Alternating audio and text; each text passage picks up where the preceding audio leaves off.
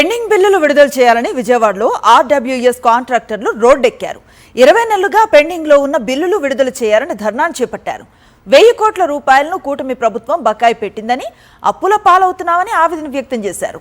బిల్లులు విడుదల చేయకపోతే ఆత్మహత్యే శరణ్యం అంటున్నారు. ఈ నెల 20వ తేదీలోపు బిల్లులు విడుదల చేయకపోతే ఆత్మహత్యలు చేసుకుంటామంటూ హెచ్చరిస్తున్నారు. ఈ జలజీవన్ ప్రాజెక్ట్ వచ్చిన కాడి నుంచి 2019లో వచ్చిందండి. ఈ రోజు వరకు మేము పనులు చేస్తూ ఉన్నాము.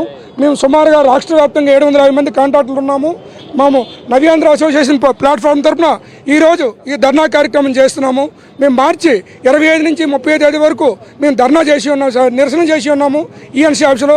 అప్పుడు ప్రభుత్వ పెద్దలు, కొంతమంది డిపార్ట్మెంట్ పెద్దలు వచ్చి మీకు 10వ తేదీ లోపల, అంటే ఏప్రిల్ 10వ తేదీ లోపల పేమెంట్ ఇస్తాము, రాష్ట్ర ఆర్థిక పరిస్థితి బాగోలేదు, మార్చిలో ఇవ్వలేమని చెప్పి మమ్మల్ని, మా నిరసనని ఆ రోజు ఆపించారు. మేము మళ్ళీ 10వ తేదీ పోతే డిపార్ట్మెంట్ వాళ్ళు గవర్నమెంట్ ఇస్తామన్నది ఇవ్వలేదు, మేమేం చేయగలం, మా చేతిలో ఏం లేదని తప్పించుకునే ధోరణితో మాట్లాడుతున్నారు. కానీ ఎంతకుముందు బీఆర్ఓ 1600 కోట్లకి ఇచ్చారు. ఆ 1600 కోట్లు 700 కోట్లు పెద్ద సంస్థలకి, అనగా చిన్న కాంట్రాక్టర్లకి 100 రూపాయలు ఇచ్చి 580 కోట్లు పెద్ద సంస్థలకి ఇచ్చేశారు.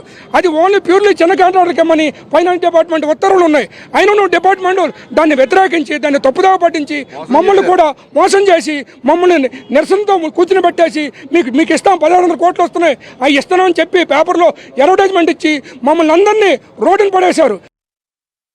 దయచేసి మా గోడు ఈ పత్రికల, ఈ టీవీ ఛానళ్ళ ద్వారా తెలియపరిచి మమ్మల్ని ఆదుకోవాలని నేను మరీ ప్రార్థిస్తున్నాను. నేను చాలా చిన్న కాంట్రాక్టర్ని. నా పేరు చిరంజీవి. మాది ప్రకాశం జిల్లా అండి. మేము అప్పులు చేసి ఈ జేజేఎం బిల్స్ సెంట్రల్ గవర్నమెంటు త్వరగా వస్తాయని పనులు చేసి, అప్పులు చేసి, ఇంట్లో మా భార్య పిల్లల నగలన్నీ బ్యాంకుల్లో తాకట్టు పెట్టి ఈ వర్కులు చేసి ఉన్నామండి.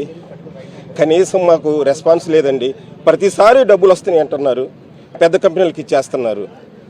వీటమే కాకుండా 10%, 12% అనే దామాషు ప్రకారం మమ్మల్ని లేనిపోని ఇంకా అప్పుల బాధలో ముంచారండి.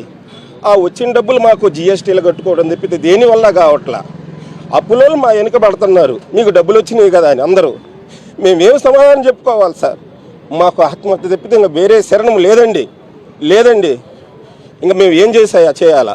బయటికి పోతే అప్పుల బాధ, పెండింగ్ వర్కులు చేయమని డిపార్ట్మెంట్ వాళ్ళ వ్యధ, రివ్యూలు పెట్టి, టీసీలు పెట్టి మా మీద ఒత్తిడి తీసుకురావటం, మేము మానసిక సంఘర్షణకు లోనయ్యి మాకు పిచ్చెక్కే పరిస్థితి తయారైందండి. ఈ టైంలో 20వ తేదీ వరకు బిల్స్ కానీ రాకపోతే సార్, అందరికీ మనవి, మాకు ఆత్మ తప్పితే వేరే శరణ్యం లేదండి.